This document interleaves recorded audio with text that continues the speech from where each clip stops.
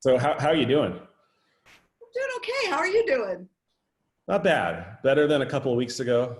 I'm healthy. My family's healthy, and so hanging in there. That's all you can ask for is hanging in there and working through the day and helping other Yeah, people. yeah.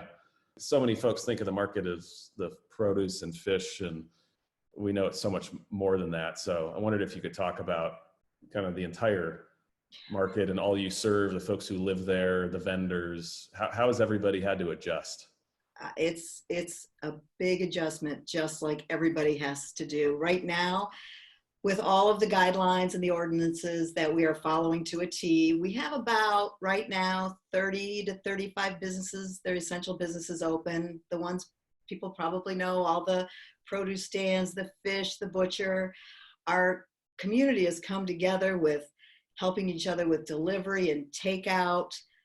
So all of the merchants are trying to work together to help each other. Our smaller retail businesses, we're trying to help them to get online if they haven't been online. Our marketing department's doing a lot of promotion of takeout, delivery, online. Our poor flower farmers at the time are not essential um, per the guidelines, but I have to say our merchants that are open are literally buying the flowers from the farmers and selling them that at their produce stands. Or if you've got delivery and takeout, people like Indie Chocolate and Honest Biscuits, with their deliveries, they have flowers. We have a number of delivery and pickup services that have popped up, and they're delivering flowers. It is unbelievable how the community has come together. Yeah, it's amazing to see how Yeah, people are getting creative and innovative.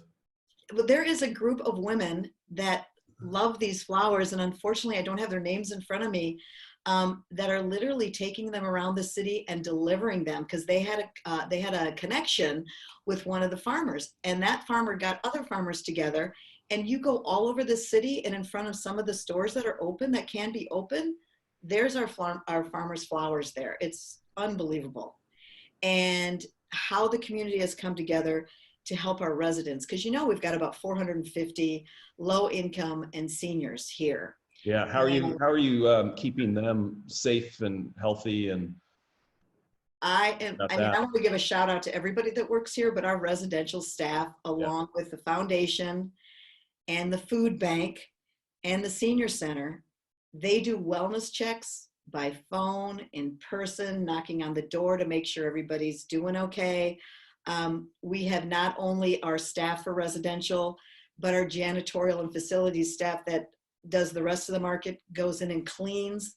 We're cleaning constantly. We're actually, we watch for on cameras and fobs to make sure we see that people, if we haven't been able to get a hold of them, where they are.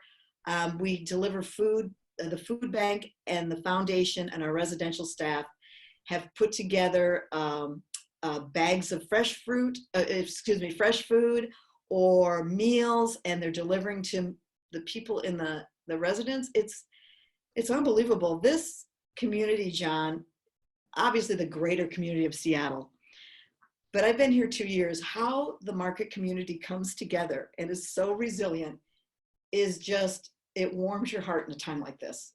yeah, there are definitely bright spots, and I've always thought of the market as sort of the city within the city because there's so much to it. And kudos to you and your staff for all that you're juggling, from the retailers and vendors and residents and the food bank and the preschool childcare facilities. You've got a lot to manage. And how's the food bank doing? We hear stories nationally and across the state of shortages. How's the market food bank?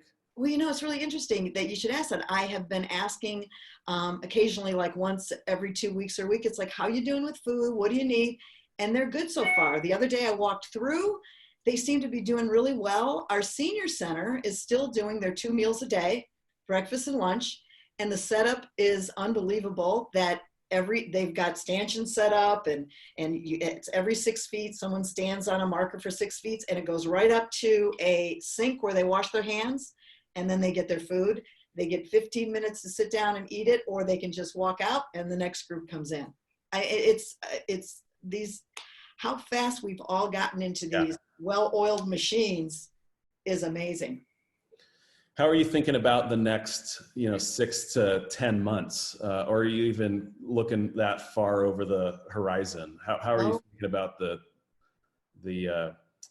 the time ahead of us here, and how it relates to how you need to prepare and operate the market?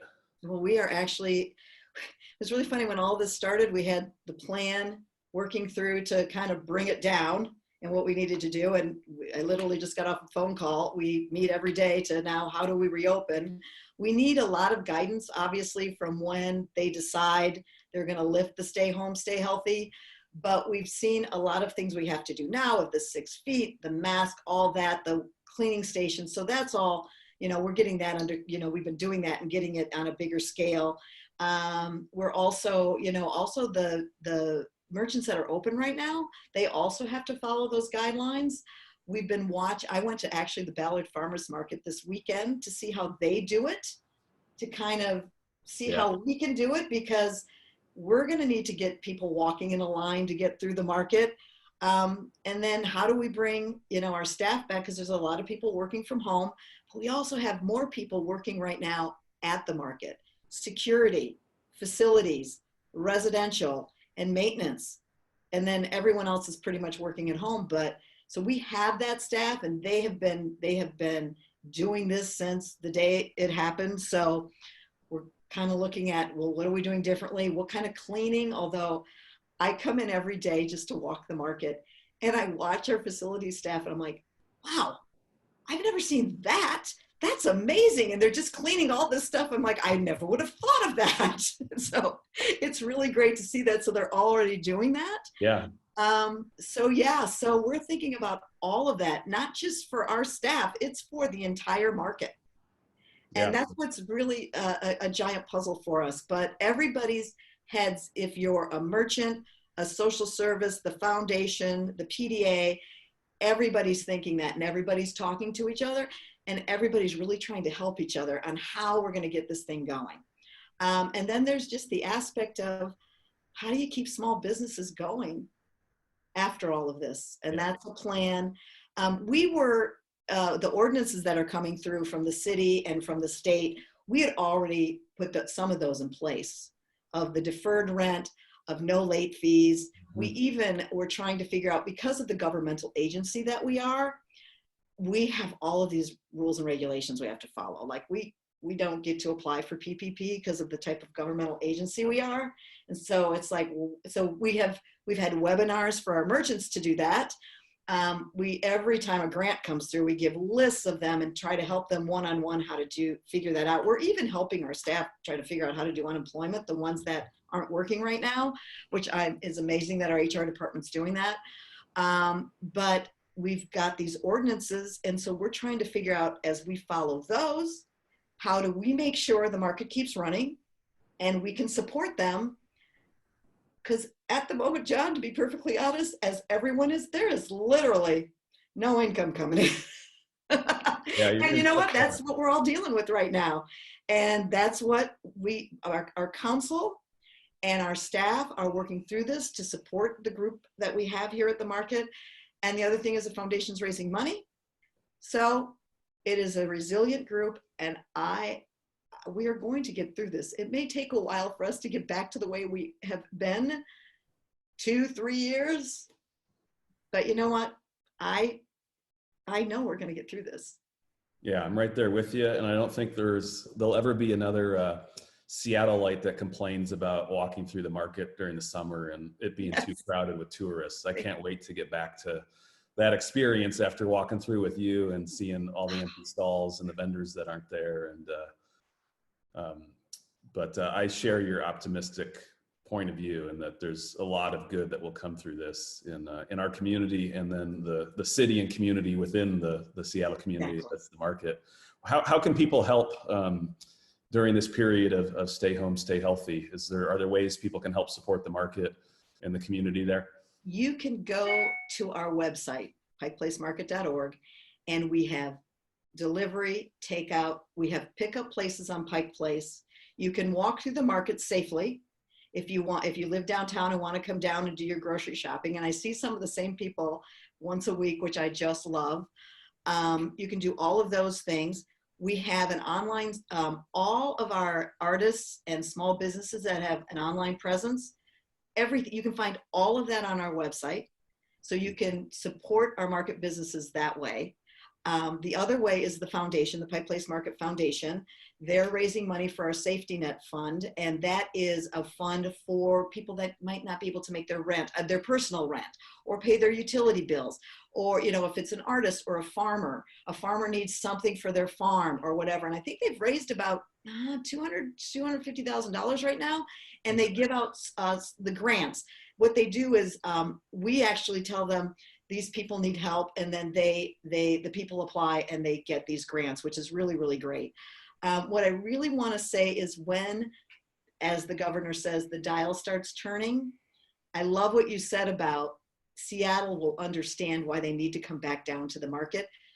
The tourists won't be here. We'll be living with that for a while, and we love our tourists, but we will be living that for a while, and you will be able to walk through this market as a local and claim it as your own, as we all do. Yeah, it's always been ours as locals, but it might mean more over the next several months. So we all better take advantage of that in a safe and healthy way. Well, John, I get kind of emotional when I come in here and see what's going on. And, they called it the soul of the city years ago, before you and me, 50 years ago, maybe. I don't even know when. I should know this history. And it really is the soul of the city. We've been here so long, and some of our merchants have been here 50, 60 years. They are resilient as our souls are resilient. It's funny that some people call it the heart, and I'm like, but the soul is the thing that feeds you. It's the thing that's spiritual. I won't start crying, but sometimes I do when I talk about it. It really is that feeling. At first, when all of the media stories came out and we were literally the face of what was going on to our city, I mean, every news story, they came down because our streets were empty down here. Mm-hmm. And I went, I'm kind of getting sick of this. Mm-hmm. And then I thought, but you know what? These stories, when that dial turns, you better come down here and see the vibrancy that's going to happen when our merchants and and the people come back. And that is what the soul does, is it feeds you. And we feed our city. That's how I look at it for the Pike Place Market. So thank you for letting me to indulge just a moment of my emotional feel for how I love this place. No, absolutely. And it's great to be able to hear from you what still is happening there, and the resiliency and how people are coming together, that it's not a ghost town at the market right now. There's lots of people there that are getting creative and innovative, and how they continue to carry on and serve and help others. There's a lot to support, and actually there's a lot for us to support at least our downtown community if they walk down, but there's also delivery and takeout and all sorts of things. We're still feeding the city. We're down here. You want some fresh produce, which I do every week, and takeout, delivery, this is the place to come because it's yours. Yeah, absolutely. Well, thanks for sharing your how the market's pivoted and your leadership through all of this. You are carrying a heavy load on your shoulders in leading our city within the city through this challenging period. But appreciate your outlook and your positive vision for the future. I'm with you. We'll get through this. It may take longer than any of us wanted to, but we'll get to the other side. And I look forward to being back at the market with you and all those vendors and everybody else real soon. So thanks again, Mary, for speaking with me, and I hope you continue to stay well. Well, John, I want to thank you for your leadership too. It's been really great to be part of the Downtown Seattle Association and see your leadership. I just so mean that. I enjoy reading all of your things on LinkedIn. You're a great voice for this city, and it's really great that we have you. And come on down and walk with me. We'll stay 6 feet apart. Yeah. We can walk in the middle of the street. Let's do it again. I'll hit you up. That sounds good. We don't have to wait too long for that. So I'll see you down there. Thank you, John. All right. Be well, Mary. Thank you. You too. Take Bye. care.